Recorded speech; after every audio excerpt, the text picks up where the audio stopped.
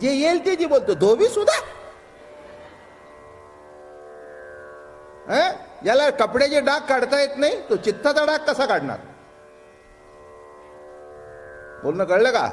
याला कपड्याचा डाग काढता येत नाही, त्याला चित्ताचा डाग, मनाचा डाग, बुद्धीचा डाग कसला काढणार म्हणले? आणि कोणी आपल्याला बोलावं अभी ऐसा नहीं करेंगे, एक के साथ नहीं 16,108. क्या बात आहे. असं आहे. त्याची लीला तुम्ही ऐकलीत, त्याची रास तुम्ही ऐकलीत, आणि तो कोणत्या राशेचा आहे तुम्हाला नक्की कळलं. माझं म्हणणं कळलं का? 9 राशीपैकी त्याची रास कोणची? 9 राशी ज्या राशीतून प्रगट होतात ती त्याची रास. भगवंताची रास कोणची? 9 राशी ज्याच्या सत्तेने प्रगट होतात ती त्याची रास. असा हा रसरूप भगवान. आणि लीला करत करत करत करत अरे मथुरेमध्ये सगळ्याचा स्वीकार केला. हो, सगळ्या भोगाचाही स्वीकार केला. माळा घालून घेतल्या, कपडे चांगले नटले, पितांबर नेसले, शेले पांघरले, मुकुट घातले, मग चंदन लावून घेतला, माळा वेळा घातल्या, थाटात निघाले सगळे सजून बिजून. काय रामाला वनात जाताना तरी वल्कल धारण केलं. हे नाही वल्कल बिलकल धारण करायचं काही कारणच नाही. कशाचं वल्कल आणि बिलकल?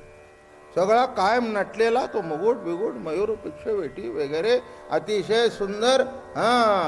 आणि झालं बाबा आपलं. काल चाललं होतं काय, अक्रूराने रथ काढला आणि मग त्या सगळ्यांचा सत्कार घेतला, मुक्काम केला. हत्ती आडवा आला, त्याचा दात पुसून हाणला त्याला. ते म्हणले चला आता शेवटचं कार्य करून टाकू. आणि पुढे मल्ल ठेवले होते. कशाचे मल्ल हो? काय काय हातामध्ये हात त्याचा, बाहूमध्ये बाहू त्याचा. शक्ती काढून घेतल्याबरोबर जिवंत असून मेले संपले. काय तिथे ताकद होती? काय कुस्ती खेळायची होती आणि काय कोणाच्या बरोबर खेळायचं होतं? म्या बोलविल्या वेदू बोले, म्या चालविल्या सूर्य चाले, म्या हलविल्या प्राण हले, जो जगाते चालिता. पुढची ओवी महत्वाची आहे. जो मज होय अनन्य शरण, तयाचे निवारी मी जन्म मरण. जो मला अनन्य शरण होतो. अरे कोण कोण कसला मल्लन, काय कोण करतो? शक्ती काढून घेतली की आयुष्य संपलं, नाही का? आपण तरुण असतो तिथपर्यंत आपल्याला वाटतं आपण काय करू,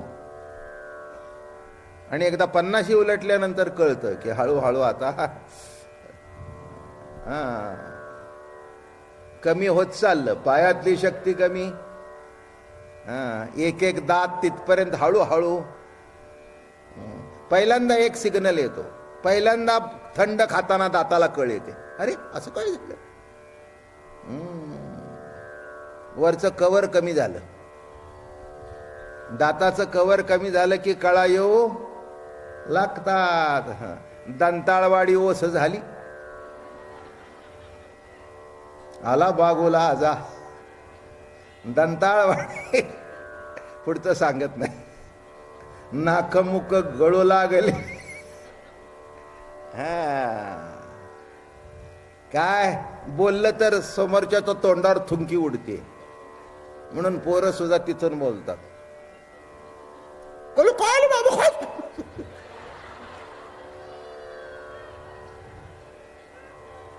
बाबा मी बाहेरा नाही, हळू बोला. ऐकायला येत नाही त्याला, असं वाटतं ती एवढं मोठं एवढं बोललं की भक्कन ती साठलेलं तुमका बाहेर येत. पोरं जवळ येत नाहीत, आमक जवळ येत नाहीत. सुना म्हणतात तुमचा बाप तुम्हाला प्रिय, तुमचा बाप तुम्हाला प्रिय. हे काय कोण गायन करावे? अवघड आहे. तेव्हा मरताना शक्ती कमी होते, तेव्हा कळतं की ईश्वर आहे का नाही. हे याचा खेळ आहे सगळा हा.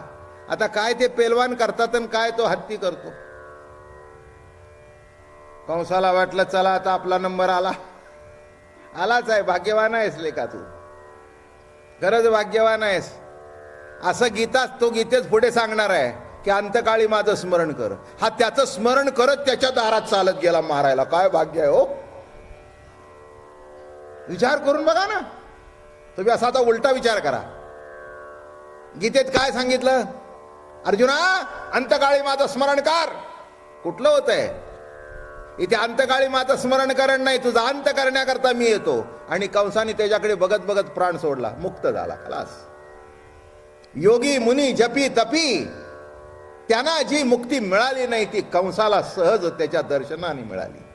काय भाग्य आहे त्याचं, काय भाग्य आहे. नीट लक्षात ठेवा.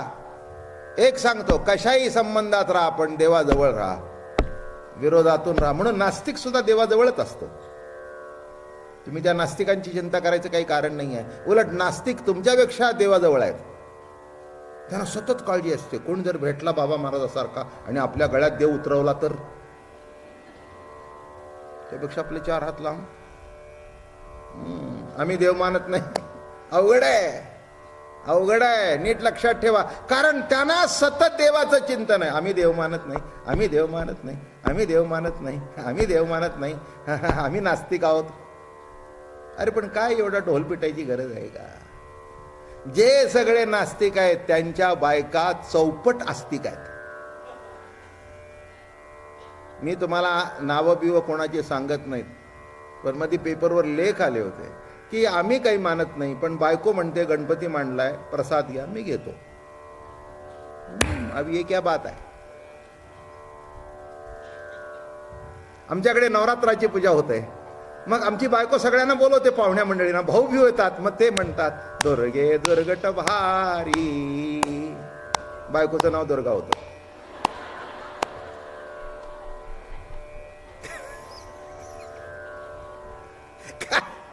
आता ही त्या देवाऱ्यावर बसवलेली दुर्गा परवडली, पण घरातली करतो काय? माणसं घरात आपल्या येतात आणि तुम्ही बाहेर बसता पंखा सोडून. या इथे आरती करू नका, मागे उभे राहा. आजूबाजूची माणसं बघता करतो काय? मग एकाने लिहिलं होतं, माझी बायको म्हणते वाका, मग मी पण दर्शन घेतो ओळीत राहून. करता काय? एका दत्त जयंतीला गेलो होतो, मी नावं गावं सांगत नाही. आणि तिथे ते होते ना मानणाऱ्यापैकी. माझ्या शेजारी उभे ते दत्ताची आरती करत होते. मी म्हटलं तुम्ही तर कुणाला मांडत नाही इथे. काय म्हणले, आमच्या परंपरेतला असल्या कारणाने मी वर्षातून एकदाच इथे येतो. मग सगळ्या बरोबर नाही केलं तर बरं दिसत नाही. करा. हे बघा, या जगामध्ये एकच वस्तू अशी आहे, वस्तू म्हणजे परमात्मा, की जो कुणालाही सोडता येत नाही. पुढचं सांगतो, कुणालाही धरता येत नाही. बोलणं कळलं का? कुणालाही सोडता येत नाही आणि कुणालाही धरता येत नाही. परमात्मा म्हणजे तुमचं अस्तित्व. परमात्मा म्हणजे तुमचं अस्तित्व. तुमचं अस्तित्व तुम्ही सोडूही शकत नाही आणि तुमचं अस्तित्व तुम्ही धरूही शकत नाही. अस्तित्व म्हणजेच तुम्ही. मग अस्तित्व म्हणजे जर तुम्ही आता त्यातला काय सोडता आणि काय धरता सांगा मला. तेव्हा सोडण्याचा आणि धरण्याचा प्रश्नच येत नाही. असा ज्याला सोडता येत नाही, ज्याला धरता येत नाही, असा जो तो, त्याचं नाव कृष्ण. कृष्ण परमात्मा. म्हणून लक्षात ठेवा, कृष्णाचं कौतुक अलौकिक आहे बरं का. त्याच्यासारखा अवतारी पुरुष महात्मा जगात झाला नाही, होणार नाही. कोणी बघा, बाळ तोच, पती तोच, प्रवचनकार तोच, योद्धा तोच, सर्व तोच. आणि असा कंस समोर बसला होता. गेला, धरली शेंडी. रमेचा वल्लभ देखियला कंसे, धरोनिया आवेश बैसला असे. आवेश धरून बसला होता, खुर्ची धरून घट्ट. असा तो सिंहासन घट्ट धरून बसला होता. त्वरे धावनिया धरियला केशी. बरं का, हात बीत धरला तर सटकता येतो, पण केसाला असा एकदा पिळा मारून धरलं की नाही ते अवघड जात. मग ते आपला हात धरत नाही, केसाला ओढ लागू नये म्हणून केस धरत आपलंच. कळलं का तुम्हाला? हे शास्त्र आहे त्यात. काय काय कळलं तुम्हाला? हात धरला तर खेचता येतो, पण केस धरला तर ओढल्यावर मग ते काय करतं, ओढ लागू नये म्हणून तेच धरतं. आता हा केस नव्हता, पण रोम रोम हा होता. कळलं? केसाचं काय घेऊन बसला. रोम रोमामध्ये जो कृष्ण परमात्मा असा केस धरून पिळल्यावर असा वाकवला खाली, त्याला वाटलं होतं हा मल्लयुद्ध करीन. त्यांनी जेव्हा असा केसच उपटायला सुरुवात केली, वाकल्यावर तिथेच उडवलं. तिथेच उडवलं. महाराज म्हणतात, वज्रपाय मुष्टी ओपी नारायण सोडिले प्राण कंसे तेव्हा, देव वर्षताती सुमनांचा भार, भक्त जय जयकार गरजताती, गाराणी सांगती ऋषीमुनी सर्व गाताती, गंधर्व सप्तस्वरे नामा पुढे पुढे अप्सरा नाचती, वर्णिताती कीर्ती वेदयाची. आणि जेव्हा सुरू झालं, ओढला त्याला खाली बाजूला काढला आणि राज्य स्थापियला उग्रसेन तेव्हा. उग्रसेन त्याचा वडील कंसाचे, बरं का. मग त्याला आणला, त्याला राज्यावर बसवला, बरं का. हे सगळं भाऊ काय, कृष्ण गेल्यानंतर बाकी तिथे सगळे आपोआप बाजूला सरले, हात जोडून उभे राहिले. काय जे मगाशी आडवत होते ते हात जोडून उभे राहिले. ते म्हणले, कृष्णा क्षमा कर, मगाशी आम्ही तुला अडवलं असेल, ते तुला अडवलं नाही, तो आम्हाला जिवंत ठेवणार नाही म्हणून आम्ही अडवलं तुला. नाही, ते म्हणले, एवढं बारीक सारी गोष्टी मी बघतच नसतो, अशा फालतू गोष्टी मी बघत नसतो. तुम्ही मला बघितलं, मी तुम्हाला बघितलंच नाही. तेव्हा आडवाय बिडवायचा प्रश्न नाही, माझं लक्ष कंसावर होतं, त्याला संपवलं, उग्रसेनाला राज्यावर बसवलं. देवकी वसुदेवा सोडविले, दुसरं महत्वाचं काम होतं. आई वडील बंदीखान्यामध्ये होते, त्यांना सोडवलं. महत्वाचा टप्पा आहे हा. 11 वर्ष झाली होती. हे काही साधी गोष्ट नाही बरं का. हे 11 वर्षाचं बालक आहे. मग त्याला बालक म्हणावं का काय म्हणावं? बालक नाहीच आहे, दिसायला बालवेश घेऊन आला. सर्व जर वेश त्याचे तर बालवेश सुद्धा त्याचाच आहे. तरुण काय, म्हातारा काय, वृद्ध काय, कोणी रूप असू दे, जे रूप असेल ते त्याचंच आहे. पण बाल घेऊन वेश घेऊन आला म्हणून काय झालं? जगाचा नियंता होता, हे मात्र सत्य होतं. म्हणून देवकीचे स्तनी फुटला असे पाना.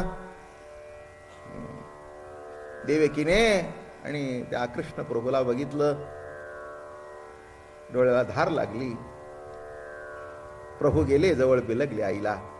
बिलगल्याबरोबर पाना आपोआप स्तनातून पाचरू लागला. कृष्ण एवढा मोठा होता तरी माईच्या कुशीमध्ये शिरला. तिचा प्रेम पाना पिऊ लागला. लक्षात ठेवा, जीवनामध्ये किती मोठा माणूस होऊ दे,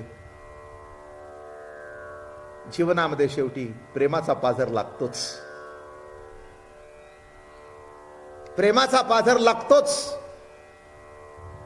अन्नाने मनुष्य जिवंत राहतो आणि प्रेमाने ते जीवन आनंदमय होतं. अन्नाने जिवंत राहतो, याच्यापेक्षा काय? याच्यापेक्षा काय? अगदी तूप लावून तपाची खायला घातली, चांगला भात खायला घातला, भाजी खायला घातली, लाडू पेढे खायला घातली, जिवंत राहाल. पण समाधान? घरी आला की नाही थकून, आणि आपली बायको वाट बघत असली की नाही, नवऱ्याचा जीव एवढा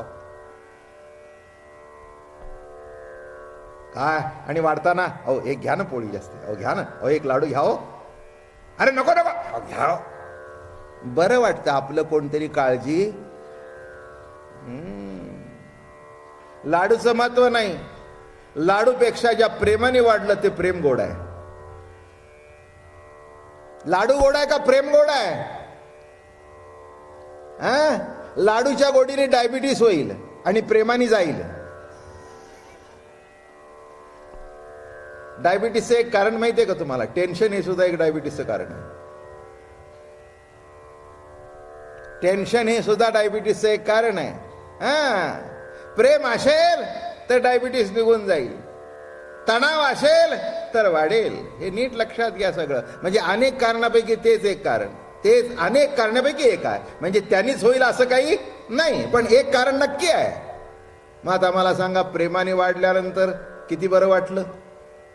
काय 10 जणांना सांगेल, आमची बायको ना वाट बघत बसते माझी.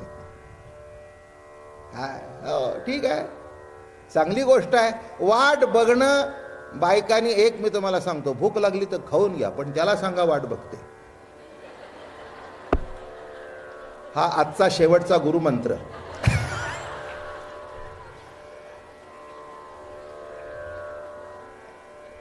नाही, हा माझा नाही बरं का, रामाचा मंत्र नाही, हा कृष्णाचा मंत्र आहे.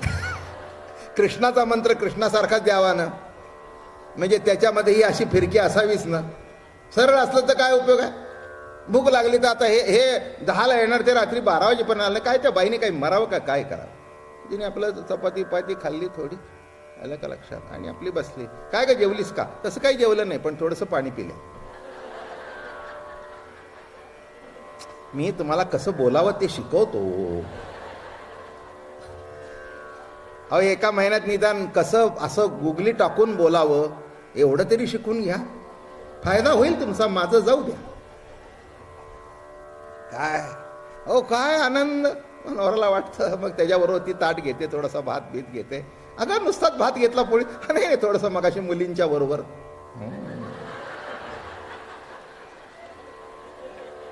क्या बात. मग तोय म्हणतो बरोबर, ठीक आहे ठीक आहे, भात घे, तुलाही घे, मलाही वाढ जरा, तूही घे, मी तूप घेतो, हा जेवण खाण. कळलं का. वस्तूचं महत्व नाही, ज्या प्रेमाने वाढलं त्या प्रेमाचं महत्व आहे. माणूस खाण्याकरता भुकेलेला नसतो, मनुष्य या जगामध्ये प्रेमाकरता भुकेलेला आहे. बाकी काय लागतं हो. एक सांगू का, ज्यांनी जन्माला घातलाय तो कुठे नाही कुठेतरी तुमच्या जेवणाची थाळी लिहून ठेवलेली आहे.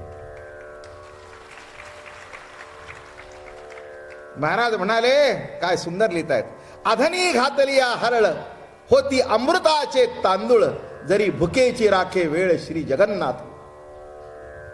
भुकेची वेळ राखणारा जगन्नाथ आहे, काळजी करू नको. भुकेच्या वेळेला जगन्नाथ तुझी वेळ राखतो. हरळ घाल, बाकी दगड घाल, त्या दगडाचे सुद्धा तांदूळ होतील, कारण भुकेची वेळ राखणारा परमात्मा आहे. चिंता करू नकोस, चिंता करू नकोस. या जगात तसं काही कोणी उपाशी राहत नाही. हो, ज्याची त्याची सोय केली आहे. चला गोष्ट सांगू. चला,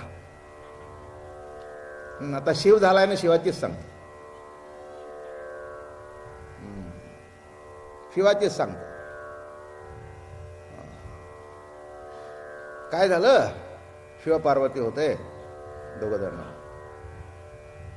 आणि शिवाला उशीर व्हायचा, कधी 3, कधी 4, कधी 5. शेवटी पार्वती कंटाळली हो वाट बघून बघून,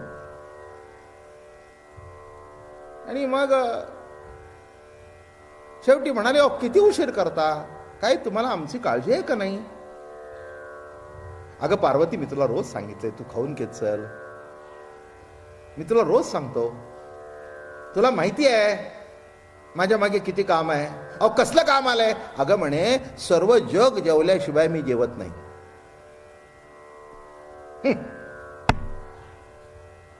बाईला आपल्या नवऱ्यावर कधी विश्वास नसतो. तो जर बोल वेद आपला फडा फडा फडा फडा फडा फडा फडा,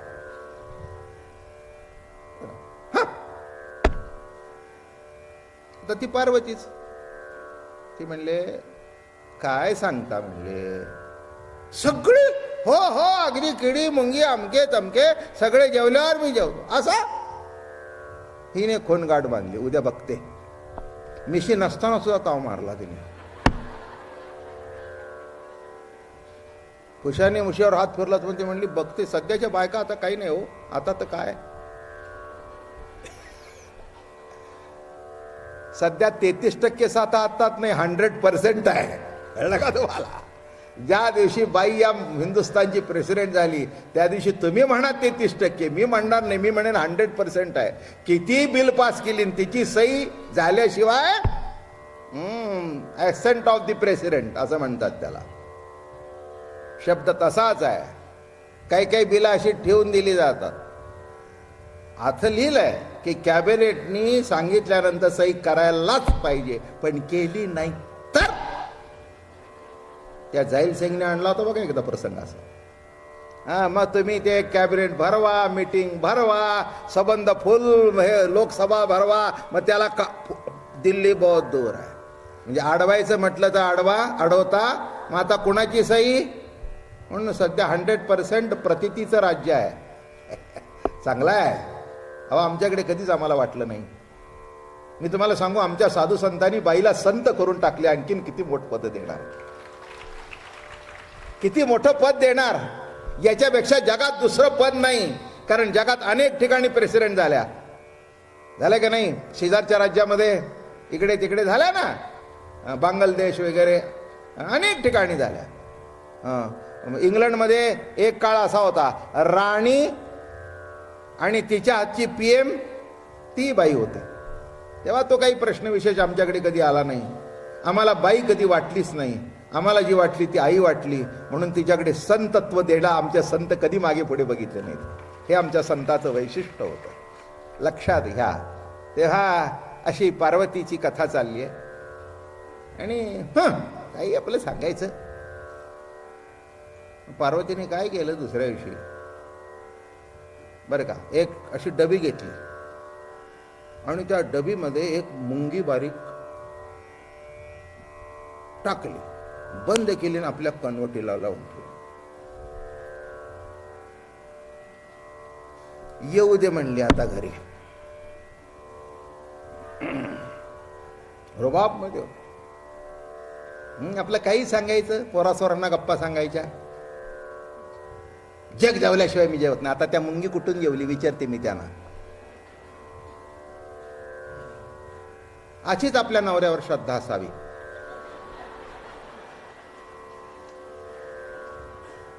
मी पार्वतीचं सांगतोय, तुम्ही काहीही मनावर माझं काय अहो इथे माझ्याकडे जानकी आहे, पार्वती आहे, रमा आहे, सगळ्या आहे तिथे. कोण नाही, ती सगळ्याचीच कथा आहे आपली. मी परवाच सांगितलं तुम्हाला, आपली कथा यात नसेल तरी ते तुम्ही येणार नाही मी येणार नाही, मला सांगायला बरं वाटत नाही. रामकथा जर 5-7 हजार वर्षापूर्वी झाली असेल, काय करायचंय मला राम तो, आणि काय करायची जानकी. त्या रामाच्या नादातून माझं जीवन कुठे परिपूर्ण होत असेल, आणि मला जर जानकी ही जाणीव जर प्रतीत होत असेल तरच उपयोग आहे, तरच उपयोग आहे. आणि ते ठेवली. आल्याबरोबर दमून आले होते. पार्वती आज काय केलंय जेवायला?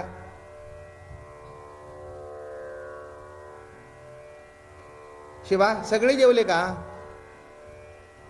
भोळा बिचारा नवरा नेहमी भोळा असतो बघा, बायका हुशार असतात. काय करता बाबा, माझं नाव सुद्धा निळकंठच आहे बरं का. माझ्याकडे बघून वाटतं ना मी भोळा आहे म्हणून.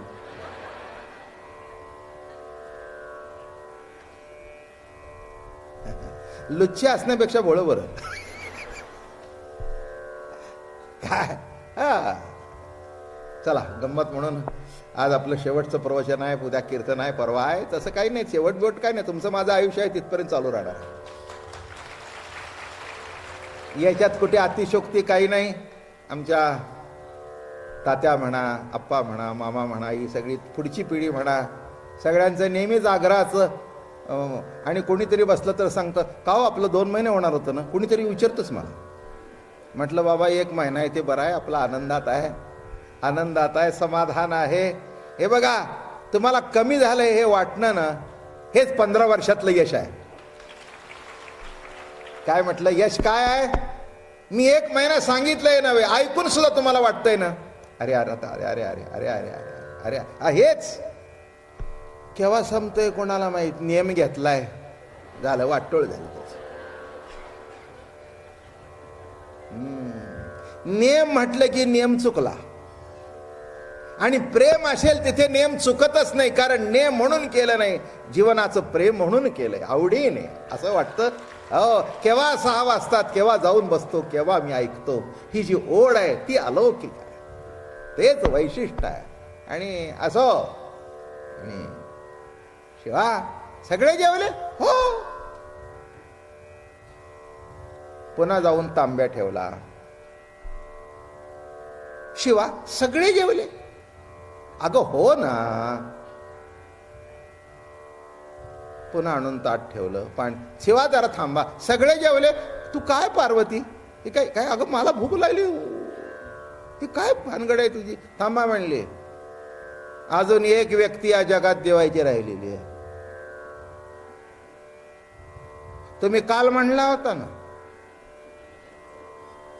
फुल स्विंग मध्ये होती पार्वती. बायका आपल्या डावात सापडल्यानंतर आपण नरमाईने घेतो, पण बायकोच्या डावात जर नवरा सापडला तर तिला हात मागे सारावेच लागत नाही, तयारच असते. आता ह्याला केव्हा असा उलटा पालटा भाजून काढू. तुम्ही याच्यात काही ऐकायचं नाही, शिवाची कथा चालली आहे.